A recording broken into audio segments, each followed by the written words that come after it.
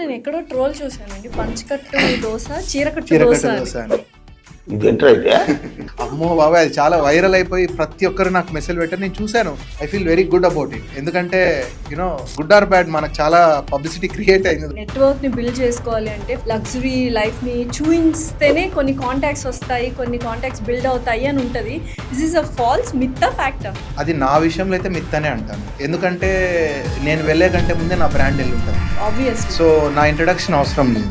ఎక్కువ food business లో 90% పైగానే ఫెయిల్యూర్స్ చూస్తున్నాం. రీజన్స్ ఏంటి? నేను పంచకట్టు దోశ పెట్టాలనుకున్నప్పుడు నేను ఒక 1.5 year గ్రౌండ్ వర్క్ చేసిన. ఎందుకు కస్టమర్ మన దగ్గరకు వచ్చి తినాలి. బ్రాడర్ పర్సెప్షన్ లో ఆంటర్‌ప్రెన్యూర్ గా ఉండాలి అంటే what are the major things you have to change? ఒక బిజినెస్ రన్ చేస్తున్నప్పుడు we should have some ethical practices. ఒక రెసిపీని మేము చాలా కష్టపడి మేము డెవలప్ చేస్తాం. ఎవరో ఒకరు వచ్చి మా స్టాఫ్ని తీసుకొని పోయి చేయాలని చూస్తారు, but which is not possible at all. ఎందుకంటే సో అందుకే మా దగ్గర నుంచి వెళ్ళిన స్టాఫ్ ఎక్కడికి వెళ్ళినా మా టేస్ట్ ఇవ్వలేరు. జరిగింది అలా? ఆల్రెడీ ప్రూవెన్ అట్లా పెట్టారు, పెట్టి మూసేశారు కూడా.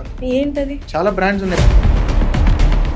సో మీరు నేర్చుకున్న లెసన్స్ నుంచి what is the best advice మీరు ఆంటర్‌ప్రెన్యూర్ స్టార్ట్అప్ కంపెనీస్ పెట్టాలనుకున్న వాళ్ళకి ఇవ్వాలనుకుంటున్నారు? రిస్క్ టేకింగ్ అనేది చాలా బ్యాలెన్స్డ్గా ఉండాలి అండి.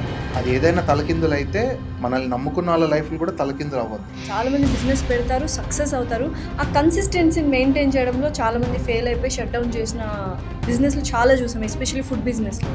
What are you doing for this consistent business? అందరు ఏమనుకుంటారంటే ఆ 0 to 1 చేయడం చాలా టఫ్ అనుకుంటారు. Yes, that is tough. అది వచ్చిన తర్వాత దాన్ని మెయింటైన్ చేయడం ఈజ్ మోర్ టఫ్ అని నేను అంటాను. ఎందుకంటే ఒక లాయల్ టీమ్ కల్చర్ని బిల్డ్ చేయడానికి మీరు ఏం చేశారు? సక్సెస్ అంటే ఓన్లీ మేము గ్రో అవ్వడం కాదు. సక్సెస్ అంటే మనతో పాటు ఉన్న టీం, మన లైఫ్ ఎట్లాగైతే చేంజ్ అవుతున్నదో వాళ్ళ లైఫ్స్ కూడా బెటర్ అవ్వాలి. అది మనం చూపించగలిగితే డెఫినెట్లీ వాళ్ళు మనతో లాయల్గా ఉంటారు.